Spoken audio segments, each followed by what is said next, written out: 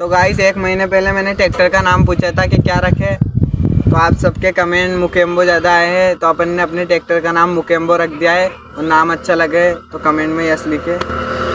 मुकेम्बो खुश हुआ। मैं विलना जो विलन मुकेम्बो सोनिए, मैं गंगा जल वाला ये देवगन नहीं। आओ साडे हिस्से माड़ियां किताबां ਦੀਆਂ, जिन्हां विच जिक्र शैताना दा कुड़े, ताही तारी काने जट बैठा डुੱਬ के।